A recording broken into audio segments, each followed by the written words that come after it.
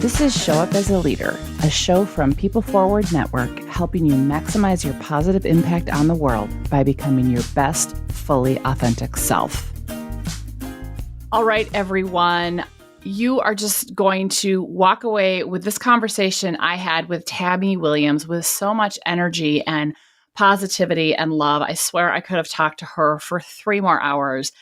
Tammy has had so many different leadership roles, and she is such a dynamic, visionary, innovative professional with more than 25 years of executive leadership experience of transforming organizations, but really more importantly, transforming it through people. And she has such great lessons and such great tools. And she uses this wonderful analogy that we talk about in our conversation about honoring our balcony, but also recognizing our basement. She has some incredible tools that she uses in the jar and really tangible tools to have a common language in an organization that I think that you could start using your own jar. We talk about how every single one of us can lead from our position. In other words, every single one of us can show up as a leader. We talk about using our awesomeness, not just in our work, but if it's time to move on, how do we really look at using our awesomeness elsewhere? And really talking about ripples of kindness. And there's just so many wonderful nuggets on a personal and a professional level. Just fantastic. I know you're going to get a ton out of this. And Tammy is just amazing. Well, Tammy, I feel like we are already kindred spirits from the interactions we've had so far. So I'm super excited to be having this conversation with you today. And I'm just going to dive right in. I would love you to start with how you define servant leadership. Servant leadership for me is pretty simple. It really is. It's really the care and concern for the individual. It is such a responsibility for us as leaders to take care of the people and to really help them as they journey through. And it's just important for us to show up as leaders and help them be the best and highest self, help them achieve that. One of the things when you're talking about the care and the concern of the individual, it's beyond just what the role is, right? It's who they are as humans. It's who they are as parents or daughters or friends or whatever that is. And it's really making sure that we look at them holistically. So the well-being of people is not just the role that they play, but who they are, and really looking at the couple aspects of it, right? Their physical piece of it, the emotional piece of it, and the financial aspect. Those are all the components that really help everybody become their best self. So it really is that simple of caring and concerning for that individual and helping them be the best version of themselves. So many of the conversations that I have with the leaders that we support these days is, especially if they're remote or if part of their team is remote, regardless of their industry, that they're feeling really disconnected because there's not those accidental run-ins maybe in the hall or something. And we've had this conversation about what are you doing to intentionally check in and know your people and to know what's going on with them and know what they care about, because it's so critical. So I just love that on so many levels, and that our responsibility is to not just work on ourselves and self-leadership, but it's really about, are we enabling others to be their best selves, or are we really calling them to greatness so that they can maximize their impact?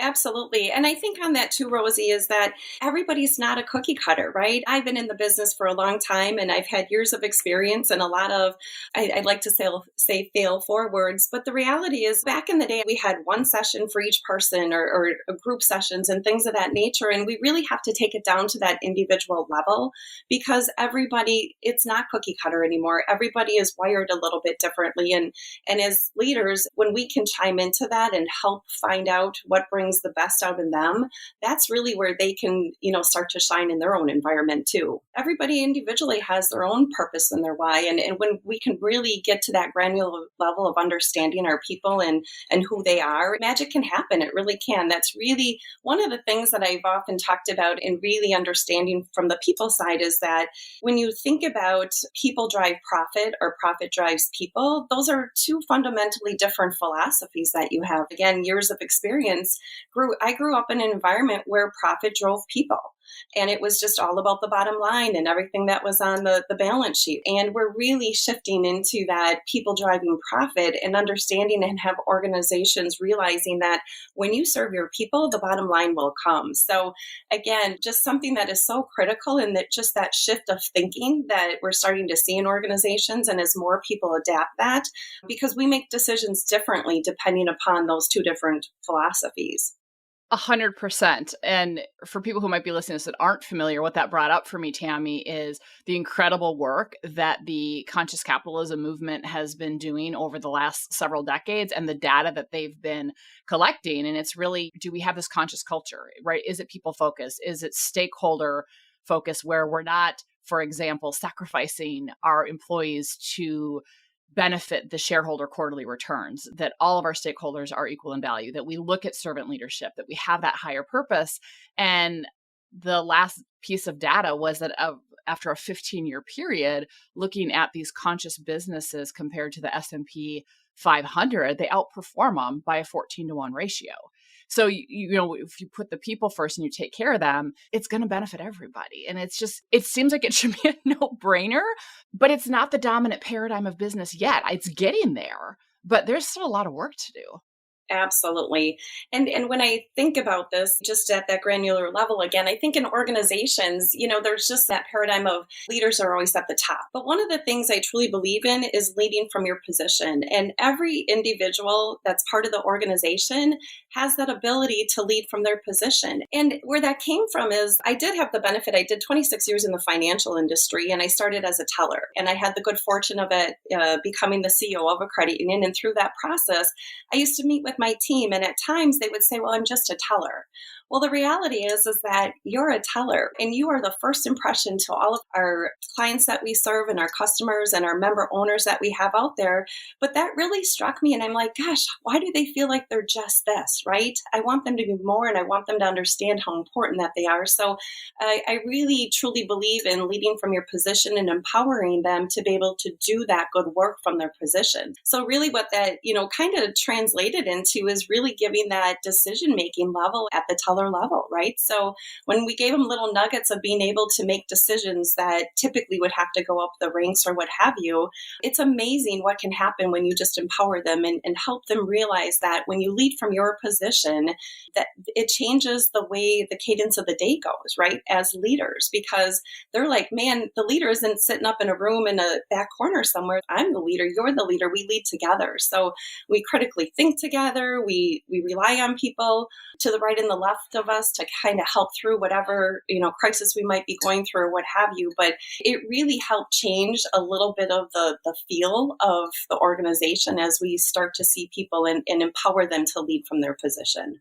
We use a definition of leadership that is very congruent with that leadership is about us maximizing our positive impact on the world by becoming our best, fully authentic self and supporting those around us to break past barriers and step into their greatness. And so very much aligned with what you just shared, we always say leadership is not a title or a role. We all know people who have that title, authority, position, and they are not a leader. And we know people who don't or might not think of themselves as leader, like tellers that absolutely do. And so we really need to look at leadership as a behavior or set of behaviors. And so many of our clients are looking at, when they look at leadership development, it's really people development. It's how are we developing our people to be able to become their best, fully authentic self, bring that version forward and have that impact and start to show up as a leader, which is what this podcast is all about. I want to circle back to something you said, because this is something that I love to empower people to stop saying. Just remove it from your vocabulary as just, right? I'm just a teller, or I'm just this. It's like, no. You are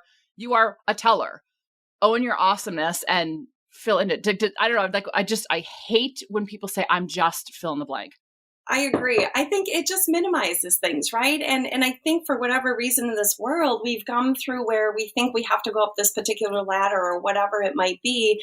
And really being just that is just enough too, right? But the reality is just is such it limits who we are and what we do and what impact we have within the organization. So it's funny you do say that, because if some of the folks that I surrounded myself with and I had the pleasure to serve they would say that it's just, I am a teller, and not even that, I'm a badass teller, right? No matter what, because it's the language that we use that really creates that emotion, and how we continue to show up every day is how we fill our minds and our mindsets and such. So the language is so important. So I do appreciate that. And I'm envisioning just like posters all over, just with the word just and a line over it.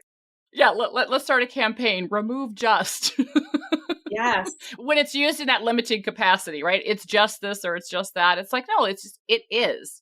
I am this, you are this. Yeah, I love it. The other thing that I think is so important from an organizational standpoint, and you said this, it's like if you have people who are in a formal people leadership role, right, where they are responsible for people's performance and whatnot, it is so critical that they create guideposts, but then really do have that environment and space of autonomy. Like, so in your case, so the tellers can make certain decisions. And if you look at all of the research on resilient organizations and highly reliable organizations, it's consistent that good organizations and people leaders defer the decisions to the people closest to the work. So why would you have somebody who isn't in the day-to-day, that it's not their expertise? And we know that the day-to-day expertise is a different skill set than formally leading people anyway.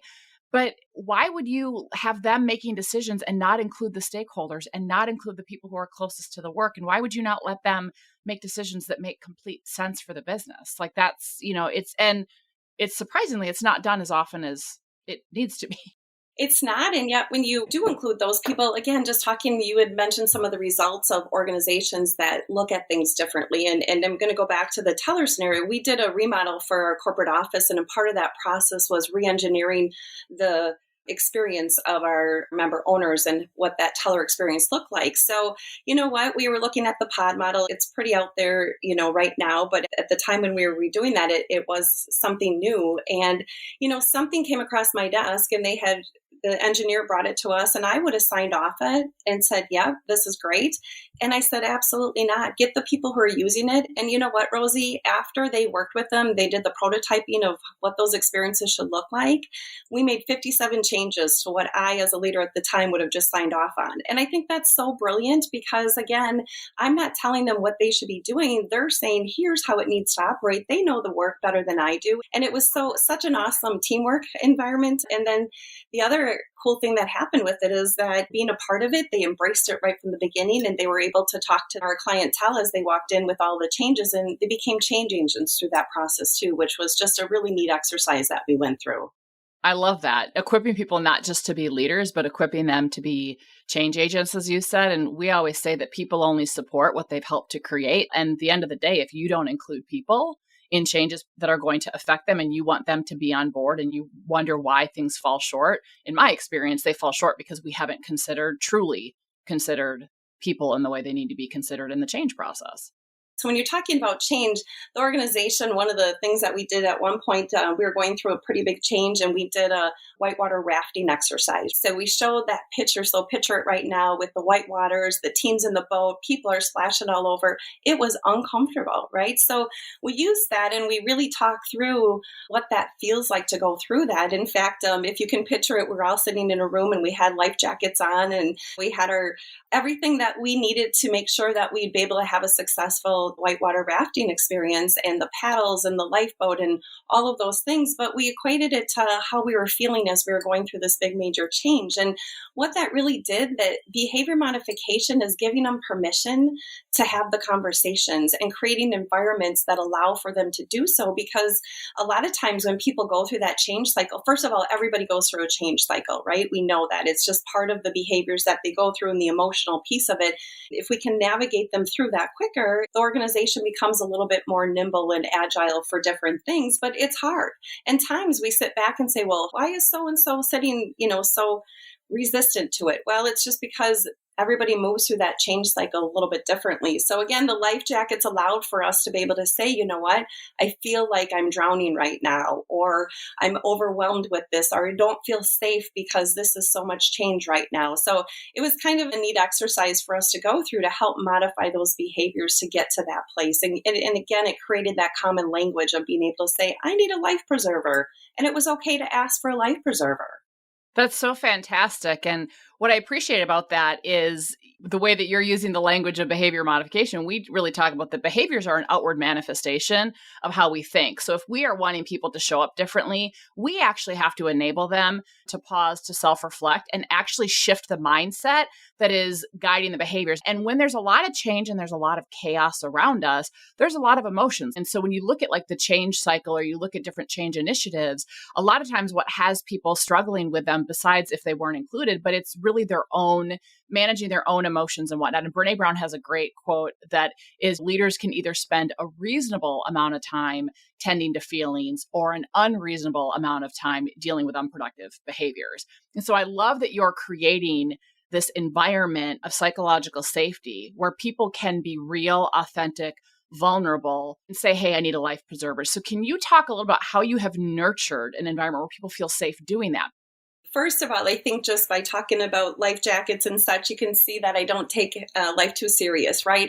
I do believe that, laughter and fun is part of that, but really creating that safe environment, it's really about modeling the way, being able to show your own vulnerabilities through it, and really expressing some of those uncertainties and some of those concerns, and being able to say, you know what, I'm feeling the same way. A lot of times people put leaders, if you will, on a pedestal, right? And sometimes just take a step back.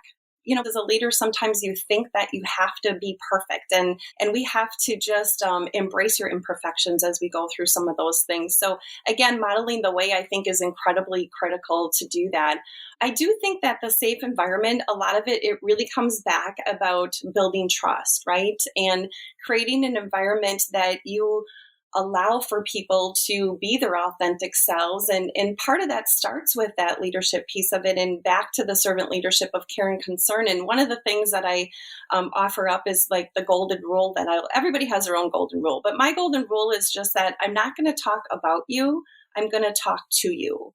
And I think by building that trust amongst the teams, knowing that no matter what, even if I'm in a place of vulnerability or if somebody's not, feeling something, they can feel that they're able to come talk to me about anything, and they know it's not going to go anywhere else either. And that really fosters a place of belongingness. And once you get that foundation of trust out there, it really is limitless from an organizational perspective to be able to continue to nurture on things. And the other thing that's really important about nurturing that is really identifying and coming up, like, honoring the person in front of you. And one of the things that I've really have found beneficial has been the tool called Strengths Finders. A lot of organizations, they do use that. I'll tell you, I went through a lot of different testing and things of that nature and tools that I've used over the years. But it wasn't until I found my Strengths Finders that I really understood me as a person.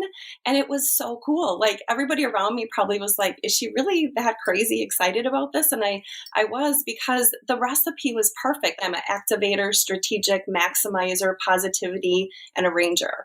And it was so crazy ridiculous that that's exactly who I was. And at that time, I could then just tell my why, right? I was able to create my why on who I am and how I contribute to this organization. And you nurture it by nurturing the person and realizing, like you said, everybody has a different role within the organization and everybody has strengths. And how do we really capitalize on people's strengths? In my younger years, I tried to fix their weaknesses, right? Weaknesses, we all have them, and that's okay. Again, those are our imperfections. The reality is like, let's focus on our strengths and being able to maximize people, because that's when people are at their best self. I don't know if you're familiar with Bob Keegan. He's well known from Harvard. He has a big theory of adult development, and he's the creator of immunity to change. But one of the things that he talked about at a conference we had a few years ago is he said, there's nothing wrong with leveraging people's strengths, because that's important, right? Versus fixing their weakness. And at the same time, if we just completely ignore all those weaknesses, we hit a developmental plateau. It doesn't mean we have to fix all the weaknesses or fix the frustrations, but it's, where is it critical? Like, this is going to get in your way to getting the next level of you. So we need to actually focus development here. And sometimes my experience is that people get overly focused on strengths and, I don't have to worry about that. I don't have to worry about that. And I think that does a disservice to our human development at the same time. I don't know. What are your thoughts about that? Yeah, no, I think it's well-roundedness, right? So like when I was saying earlier about when I realized my strengths and what it is, we also have our balconies and our basements, right? So it's realizing those strengths. And at times they're great, but they're also one of those things. Admittedly, like, I've got a ton of positivity and maximization, and sometimes all that energy is too much for some folks. So sometimes I know how to manage it within my audience of who it is. So I think the Strengths Finders, honoring the people for who they are, what they bring to the table, but also just realizing that some of those things are, you got to realize how to manage it, and realizing when and how we show up in the organization and what that looks like. So I do think that there's definitely making sure, even though we focus on strengths, we still honor our basements and understanding some of those things that still can derail us from effective performance or what have you too. I love that way of looking at what's my balcony and what's my basement. That's fantastic.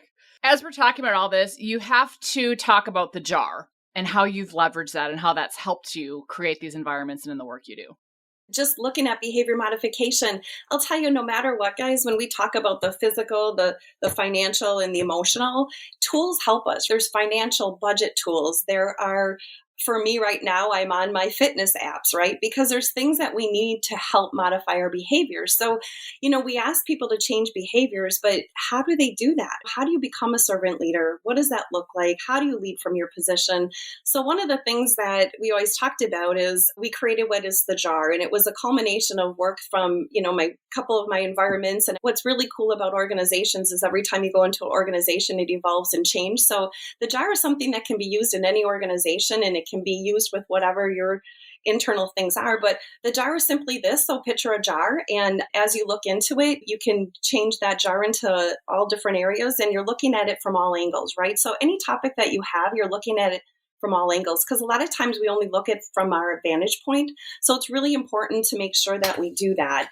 Inside that jar are just things. So for instance, one of the things that we had in our jar, we put a coin in there, right? So it was really just a penny that allowed people to flip the coin. It reminded people that no matter what, when you had a situation or somebody came to you, you're hearing that side of the story, you got to flip the coin and ask for those additional questions through that process. There also was a ladder in there. I think the ladder is probably one of the most powerful things because it's ladders of assumptions, right? We as individuals automatically go up ladders of assumptions. And you know what? I'm going to say it's okay to do that. That's who we are as humans. But managing what level of assumptions we go up to is really important. So, for instance, we were talking with one of my nurses one day, and she went right up to a level 7. She's just like, you know what? Immediately heard a situation, went up the ladder of assumption. And as we trained on it, it was a matter of let's just keep it to a 3, like making sure that they're just aware of those assumptions that are around them and knowing that, again, you got to flip the coin about that.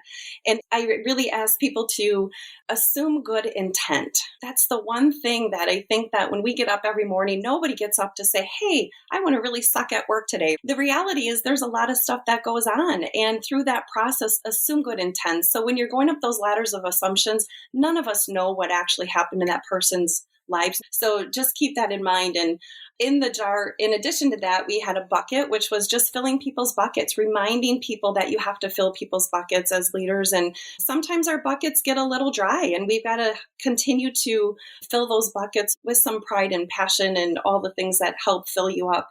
The other thing was a goalpost. And really a goalpost is that accountability factor. It's just a way for a leader to be able to say, on this particular project, I'm feeling really good. So you have really wide goalposts on it. Just go for it. You don't have to check in with me, what have you.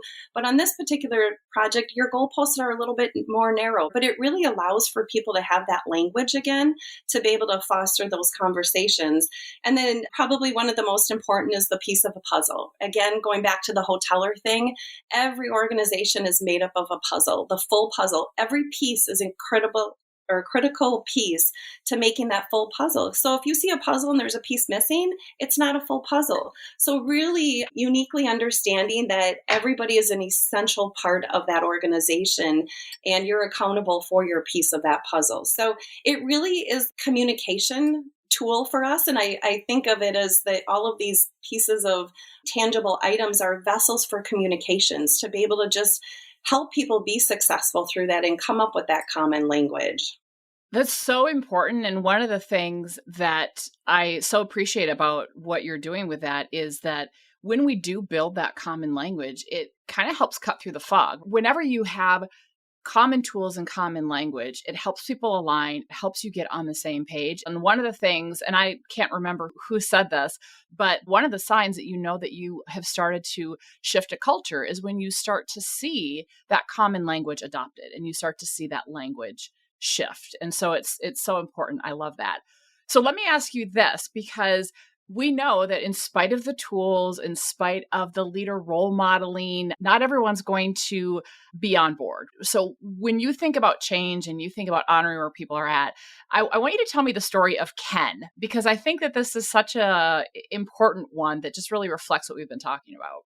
So Ken he was an awesome team member of mine. And one of the things that as we were going through some of this change work and those modifying behaviors, and frankly, sometimes people look at a life jacket or the jar, or I do thumb balls or whatever it might be and think, gosh, Tammy, that's pretty ridiculous. Why are we using all these tools and is it really going to work? So to your question, all of that effort, how does that actually translate into transitioning or transforming a culture? It takes time. It's a 12 to 18-month process at a minimum, but it's consistency in some of those behaviors and such, but it can happen. So there was somebody that I was having a conversation with and they were like, yeah, I just don't think this is working. And frankly, I wanted to prove them wrong. So the reality is that I was in an office. In our office, there was a lot of windows and such. And Ken was sitting across the hallway as he always has. And Ken was known as that really by the book, tie every day kind of guy. And I got up out of my office. I walked across the hallway and I walked into Ken's office. And all the person saw that was sitting in my office was I was in there for a couple minutes. I ended up high-fiving Ken. I gave him a hug and I walked back over. And this person had worked with Ken for 20 years. And they were like, no way. Tammy, what happened there? They've never seen that before. And I'm like, you know what? We've given Ken the permission to be Ken. And I think that's so important about just giving him the ability to be his authentic self and changing those behaviors. I mean, high-fiving isn't necessarily, acceptable maybe in all cultures, what have you, but as that cadence starts, it's just fun to watch it come to life. So Ken has always been one of those people that everybody would be like, well, if Ken's changing, we can all make those changes, but it gives permission for people to just be their authentic self. That's what we all want. We want to be able to be our authentic self. And that also gets into a piece that I don't think gets talked about enough, but I think it's super important, is that when organizations start to get really intentional about their culture. So yes, we want to let people be their authentic self, and we have guideposts of this is who we're trying to be as an organization. So if your authentic self is sabotaging our culture or your authentic self is not productive, that's a different conversation. And we know that when companies get intentional, not everybody's going to make the transformation, and that's okay. Can you just speak a little bit about how you've dealt with that, and then really how you're starting to take this idea of transformation to not just transform workplaces, but transform communities? Oftentimes we stay in our roles for whatever reason, for longevity, because we're supposed to, or we've been here for so many years. But frankly, as organizations transform and new leadership comes in, it may not be the right thing for you. So again, going back to the serving people through that process, that individual is still an awesome person. It just may not be the right fit for them anymore. So one of the things in a previous environment we created was a use your awesomeness elsewhere packet for them. It's really about making sure that they're going to be happy with where they're at and what have you. So let's honor their awesomeness and let's help them move on to a role that's going to be best serving them.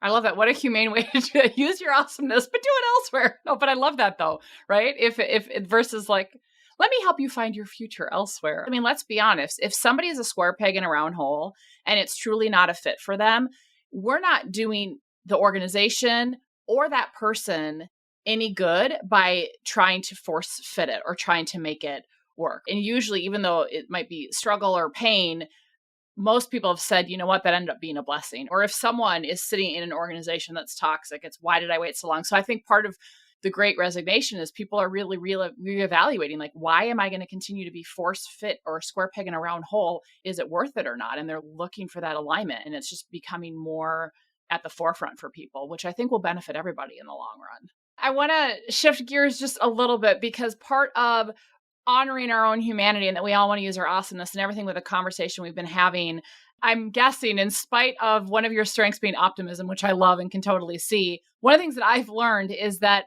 it is part of the human condition that we all have, that we get in our own way and we tell ourselves stories that help us feel safe, but keep us small. So what I would love for you to talk about, Tammy, is what is a self-limiting story that you still tell yourself sometimes?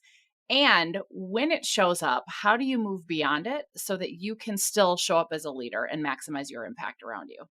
So I had the opportunity to become a CEO at an early age, 28. I kind of grew up in a man's world a little bit. And through that process, I think part of it was, I didn't know what the heck I was doing when I first started. I also came from a very small city. So I think part of it is a matter of, can I make it in a bigger city? And am I enough at the larger level? Or, what does that look like? So I think sometimes I've translated into, I do believe I'm enough because I've done a lot of work through that process. You don't get to that place without going through a lot of hurdles and a lot of fail forwards and all of that.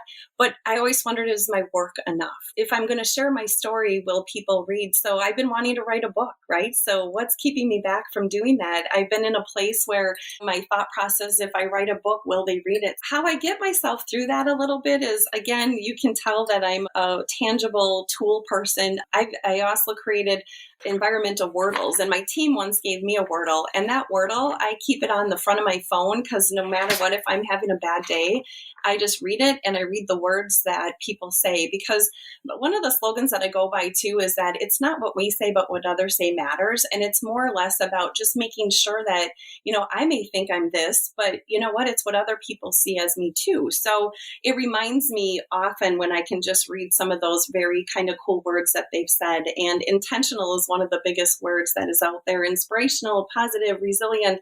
And that's really where I get my big girl panties back on and go. I love that. I have a file. I have like a written, actual like physical file in my desk, but I also have in my email, I have warm fuzzies. And I always say when I have a day where I'm feeling like I suck or I'm just on the struggle bus, I'm like, I go to that and go, okay, maybe I'm not so bad or maybe I'm not so terrible. Because sometimes, right, we need that boost. So I love it because I think we can be so nasty sometimes and so hard on ourselves. And when we go, well, what am I basing that off of? If all these other people see me in this way, or, can I take in this positive feedback or this compliment or this acknowledgement and take it in and believe it versus dismissing it at times? I'm going to take your warm fuzzies. I love the warm fuzzies. I love that terminology. Everybody should have warm fuzzies. That just brought up for me is I'm not gonna lie, this week has just been it's been a struggle bus week. And yesterday morning I got the most lovely email from a director that I had coached a couple of years back, haven't seen for a while because of COVID. And it was just short and sweet, but it was lovely. One that talking about how he's still out of his own way and the progress he's made, but just saying, hey, like your energy, and it was so great. And that honestly reset my whole week. Like I was on the struggle bus and then here we are on a Thursday and boom, that just catapulted. And I had so much energy yesterday. I think we forget that sometimes that is such a gift to somebody. Find ways to meaningful recognize people. Find ways to do that and make that a practice because it makes a difference. I love that. In fact, in part of on my personal life, I do random acts of kindness, and I foster that within my family for my son. My son had passed away when he was 6, and honoring him. And part of that is just Reese's Ripples and creating that, how one little act of kindness can change somebody's day, and see how those ripples of kindness just continue to spread. It's just such a gift. And like you said, when you get that email or that extra hello with that compliment, do not underestimate how valuable that is for people. Again, because everybody has a story. So thanks for sharing that. I love that. And I love Reese's Ripples. That's awesome. That's way to keep memories alive. That's fantastic. Thank you. Absolutely. So are you ready for the quick question segment? I am. Let's go for it. All right, here we go. Fill in the blank. Living authentically is? Embracing your imperfections. 100%. Love it. When the world is presenting an opening, but you don't feel like showing up as a leader, what do? You show up anyway. You know what? You show up, and if you're in a place where you can't bring your best self that day, you lean on your tribe around you to help you. Yeah, you have to, right? Show up anyway, but call in reinforcements, phone a friend, lifeline, whatever you Sometimes need you need a little, wind beneath your own wings, and there's nothing wrong with helping. That's the power of helping one another and being there and showing up for each other. What's something people would be surprised to know about you, Tammy? Ooh, that I have 43,000 pictures on my camera. 43,000? 43,000. I capture life. I really do. My kids think it's crazy. They're like, seriously, Mom, but I love to take it all in. Hopefully they're backed up. That's what I was going to say. What is your favorite go-to movie? Oh, The Proposal. Love that. I've watched that with Betty White passing. Yeah, love that one. There's so many good just one-liners in there, and yeah, that's a fantastic one. What's your go-to song?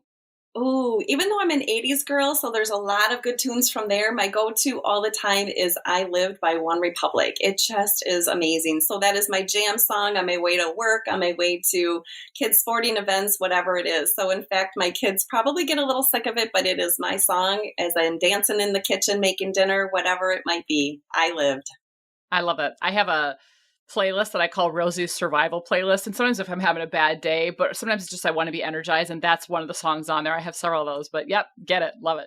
Resets the mind. Absolutely. What's something, and I say something lightly because it doesn't have to be a thing, but what's something you can't live without? My hugs from my kids. I just need them. What's something in your ordinary daily life that makes your heart happy?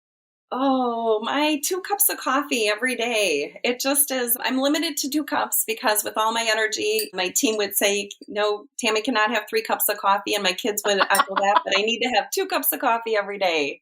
I love that. That's me. If I have 3, I don't know. It's ridiculous and I get jittery too. So I'm like, okay, It is. that's my It's limit. too much. I get it. At least I self-recognize that. So 2 cup maximum. And last but not least, what are you grateful for right now? Oh, Rosie, right now, just with the pandemic and everything, I'm so grateful for my health. I'm grateful for my family's health, my friends' health. And really, I'm grateful for this conversation today and the work that you do. Because what I think about is the future generations, my kids going into the workforce and what have you. And all of this work is the trickle down effect. So I'm grateful for you and allowing the opportunity to talk about these great topics. So thank you. Oh, yeah. Well, I'm grateful for all the work you're doing. And so, one last question. So, with everything we've talked about and all the amazing things you're doing, if you could challenge leaders everywhere to practice this one behavior that would create more human workplaces and equip everyone to show up as a leader, or in your case, lead from their position, what would that be? I'm going to go back to my word, pause. I'm going to add on to that a little bit. I would say pause. A lot of times we talk about listening to people, but really hearing people and honoring their situation. So I think if we as leaders can pause and we can really take the time to honor that individual for what they're going through, I would actually encourage and challenge folks to start putting a line item on their budget item for pause. The things that are intentionally done are honored. And I think so often we do think about the metrics that are there, but what is that, the power of pause and taking the time with our people and honoring that individual. So yeah, that's what I would say. Allocate resources and making sure that it's an intentional piece of your day. Even if you got to put it on your calendar as a reminder, there's nothing wrong with that, right? Sometimes we have to remind ourselves because our days do get busy, but hear and honor the individual. Yeah, we talk a lot about power of the pause, so that's fantastic. Well, Tammy, it has been such a pleasure. I love your energy. I love everything you're doing. I love the environments you're creating for people to be whole. So thank you for being you. Thank you for the work you do. And thank you for this conversation. Thank you, Rosie. I'm Rosie Ward, and this is Show Up as a Leader. To learn more, head over to peopleforwardnetwork.com and, of course, hit that follow button.